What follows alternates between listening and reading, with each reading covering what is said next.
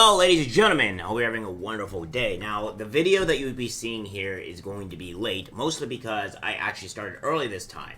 But, due to reporting and trying to get all this information, it took me like an hour and a half to get all this stuff. So, the video is been worked on since technically 12:30 to 1 o'clock p.m. It's just it took me forever to get this out. So, without further ado, I'm going to go directly into this. So now we have some interesting news that I have to cover with you all with the craziness that's happening in Maui and the unfortunate stuff that was going to be grim and kind of dark for all you all to kind of understand what's going on with the government and everything that's going on in Maui right now. So we have this here, that we have Amazon Kindle best-selling book published 2 days into Maui wildfires raises red flags for publishers' reviewers. So we have this Fire and the Fury, and the story of the 2023 Maui fire and its implications for climate change was published on Amazon on August 10th. 2 days after the start of the deadly wildfires that have killed 111 people and left 1,000 more missing in the Hawaiian island of Maui, and claims to chronicle the events of August 8th through 11th. The 44-page book, available on the ebook paperback, claims to have been written by a Dr. Miles Stone, but the south of the author section on the Amazon page simply reads, "I'd rather not say," and no such person seems to exist in the public record, according to LexisNexis search. So essentially this is a book that this guy was using to gain some type of money or popularity for it. We have this here as well from the Fire and Fury book. It says, dire consequences of climate change manifest in the form of scorching temperatures and arid conditions, which desiccate the natural fuels, rendering them highly susceptible to ignition. Additionally, climate change influences the behavior of wildfires by disturbing wind patterns and altering the trajectory of storms, either exhilarating or mitigating the spread of fires. It is crucial to recognize that wildfires also feed into the vicious cycle of climate change, discharging substantial quantities of carbon dioxide and other pollutants that inevitably influence regional and even worldwide climatic conditions. Which, that's great and all, but this seems to be a little bit more of a false statement coming to the thing that's been going. Because when you try to go over here, you try to look at the book, you can't find it. You can even see here that if you go into the fire implications of climate change, you'll see that it's just not there. You can't find the Fire and Fury stuff. It's just the page is missing. So that's what's been going on. We have this here as well, that how the deadly wildfires took over Maui by day, and we have this, the Blaze reported that, to show you guys exactly what's going on with the book, just after midnight, a brush of fire was reported in Kaula in the central part of Maui, according to officials. This would become the upcountry Maui wildfire, 6 a.m. in the early morning, around morning hours, 6:30 a.m. in a brush fire of about 3 acres was reported around Lahaina Road, which passes this historic town of Lahaina, or I think it's Lahaina, in West Maui, either way. So this happened on August 8th, and this obviously, as shown here, this happened in August, the book was released 2 days afterwards, on August 10th. So that's great. Nice profit from the actual victims of Maui and all this other stuff. And that's just the tip of the iceberg, ladies and gentlemen. There's still a lot more crazy stuff happening on the side of things. So we have this here. Video puts scrutiny on possible cause of Maui wildfire, because this man here is pretty much explaining what's been going on. And and I'm going to show you this clip here of what's what's been happening in the Maui wildfires. Freaking power line just went down. I hear a pop coming from across the street. As soon as I hear the pop, all I heard is electrical, going on the ground there. Look, there's the power line right there. See them right there. That's the power line that started from up the road there, and all of that is still burning. Which now we have this that we have from Michael Schellenberger, pretty much saying that many say climate change caused the deadly fires in Hawaii, but it didn't. What caused the fires was Hawaiian Electric's failure to clear flammable grasses from ground electric wires, because its focus and ratepayer money was going to renewables. Between 2019 and 2022, it invested less than $245,000 on wildfire-specific projects on the island. While there was a concern for wildfire risk, politically the focus was on electricity generation. Looking back with hindsight, the business opportunities were on the generation side, and the utility was going to out for bid with all these big renewable energy projects, he said. But in retrospect, it seems clear we weren't focused on these fires as we should have been. So we'll go here. That says between 2019 and 2022, it invested less than $240,000 dollars and all this stuff. And then we see here, as well, is that the renewable push that's been going on as well. And then, while there was no concern for wildfire risk, politically the focus was on electricity generation. So that's pretty much what this guy's been saying here. With this. The same thing that happened in California, which was all of our wildfires that's been going on as well in our country with California. I know because I actually lived here, and this is not a great place for wildfires because our government does a horrendous job of preventing actual wildfires. We have more here that's shown from the Hawaiian Electric Maui country, which wants to help us foster an inclusive workplace culture. We're looking to hire diversity, equity, and inclusion manager. So, they're all for this equity and diversity crap without actually focusing on other stuff. And then we have this here for renewable mania and woke dogma, where, this guy explains he was more focused on diversity and equity and trying to not use water so, so more fires could be, allowed.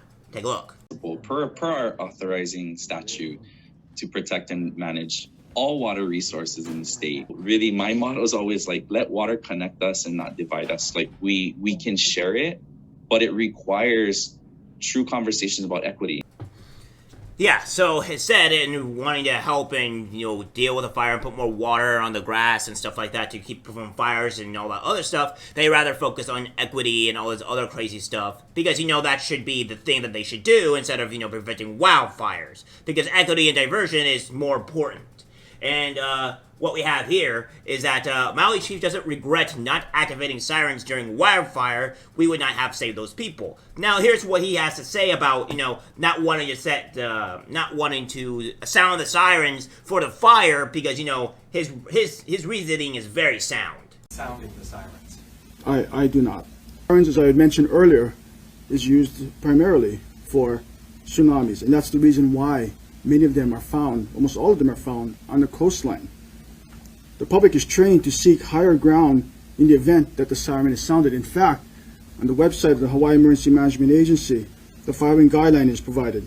If you are in a low-lying area near the coastline, evacuate to high grounds, inland or vertically to the fourth floor and higher of a concrete building. Alerts may also come in the form of a wireless emergency alert. Had we sounded the siren that night, we're afraid that people would have gone Malka.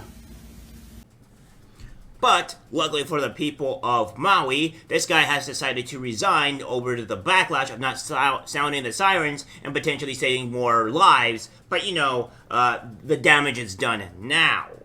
Take a look at this. Do with an emergency manager we've been talking a lot about today. We have now learned that the Maui County EMS chief, Herman Andaya, has just resigned. He is the one that's been facing a lot of scrutiny about where he was the day the fire started. He's also faced a lot of tough questioning yesterday about the failure of the siren system as those fires raged.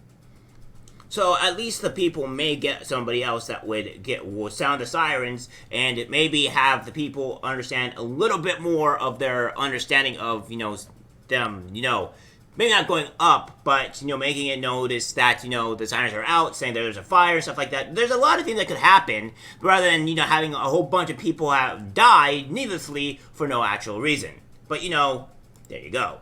We have this as well to where we have the government coming up and pretty much saying all this stuff that,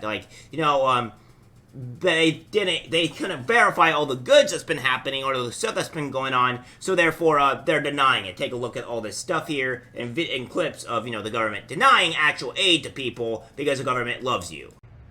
Maui strong. Donation on donations. If you guys don't know, the government withholding every single one of our donations because we are not a part of FEMA and Red Cross. So none of this is eligible for giving out. Tell me why. I have no freaking clue. But Maui, we out here. Lahaina, we trying to help you guys, bro, but they not letting us. But we're gonna keep pumping. All this stuff gonna get there, bro. 5 containers are behind the Ritz.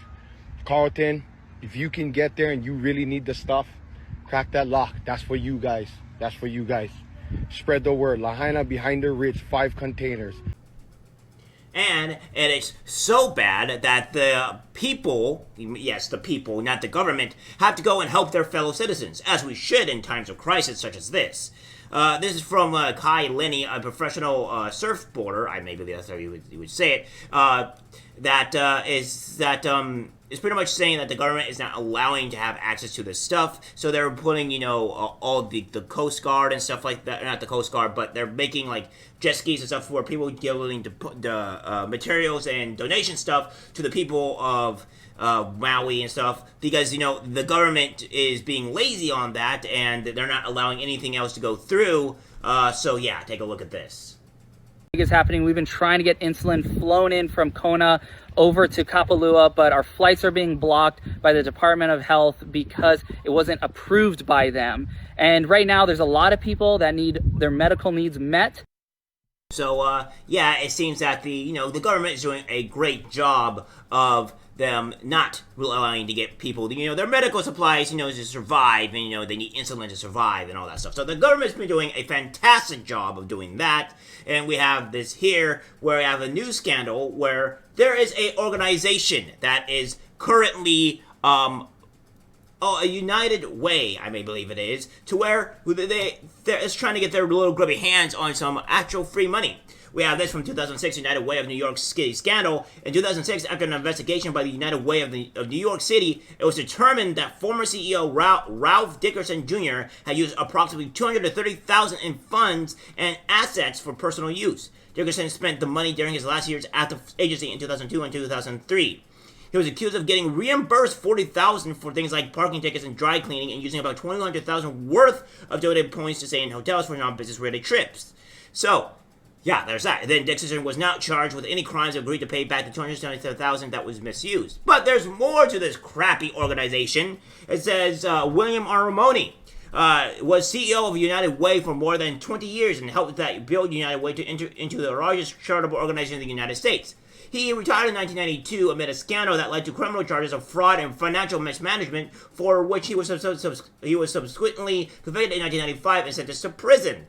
And then we have more. No, that doesn't end here, ladies and gentlemen. This is of 2023, as of this year. Brian Gallagher, the CEO of United Way Worldwide, has resigned from his following role allegations of sexism and retaliation at the nonprofit. So, yeah. 3 women who spoke up about sexual harassment said they faced retaliation for doing so in November's report of the Huffington Post, which, that's kind of a sexist thing. But more coming forward in Insider Story in December with allegations that the nonprofit's culture of misogyny spanned decades. So, regardless of that fact, whether it was misogyny or not, I think I would take this somewhat credible, considering of all the other CEOs being pretty corrupt and, not actually helping people, but, ruining people and, making everything significantly worse. Now, we have something even more fantastic for you guys. That apparently that there are people and companies trying to buy property from the Lahaina and Maui residents. So, that they can't, they don't have a home to go to at all. Take a look.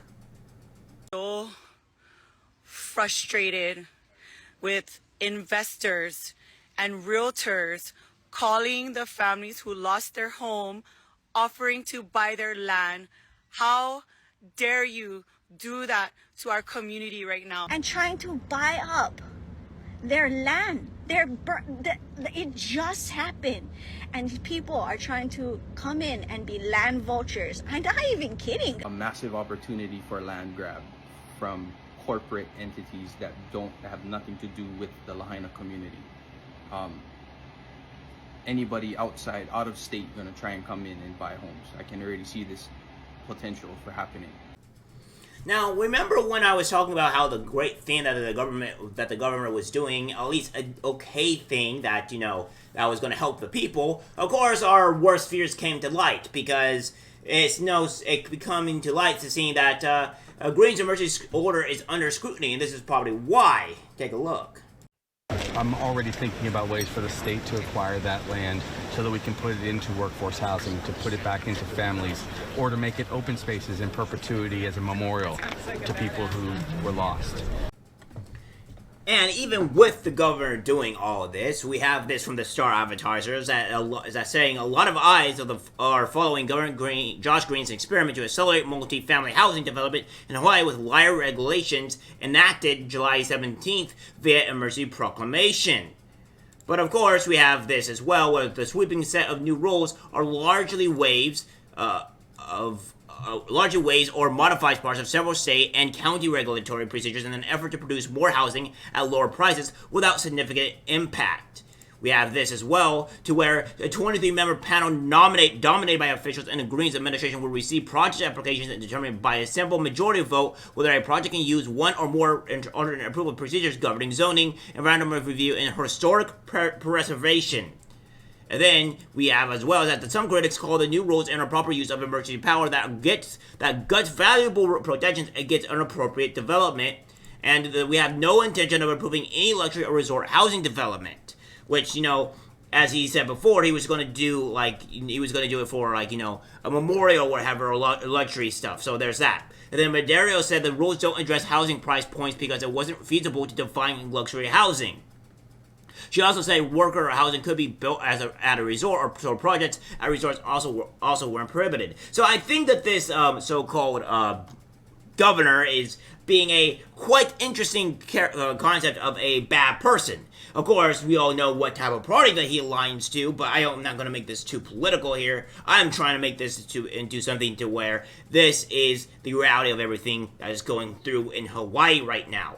And then, as well as we have the other issues that are pertaining to Hawaii, we have this as well, that we have that next phase of the Villages of Lahaina housing project calls for 950 units. And DEHL proposing 75 million housing project on 51 acres located on Maka of Lahaina Civic Center, which is, apparently very weirdly at the very same location here as you see here of, of where the fire just burned down. So that's a little interesting. I don't know why that's been going on. And where we also have now this where the FEMA money for Maui disaster relief may get caught up in a partisan fight over Ukraine.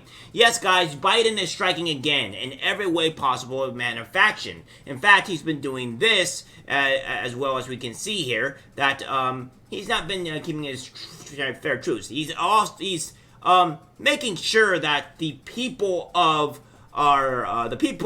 suffering and the people of Ukraine get more billions of dollars.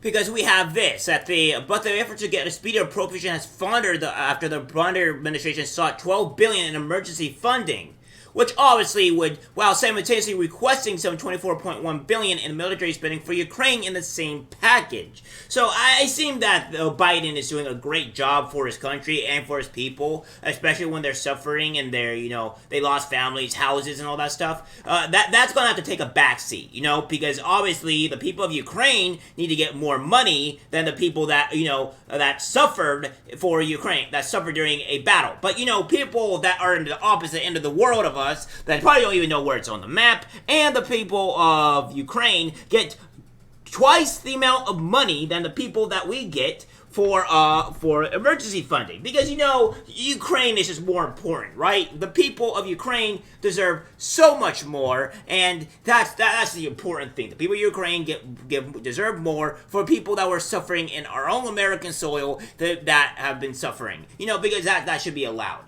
Well, I guess that's all for the video, guys, to kind of show you what's really going on in Hawaii or Maui or Lahaina, because that's really the truth, the reality of that's what's going on. There's an immense amount of corruption. Hopefully the people can survive and get through this tough times, even with the support by the people, only from the people, and not, of course, not from the government, and not from, our prestigious and great overseer, Biden. Take care.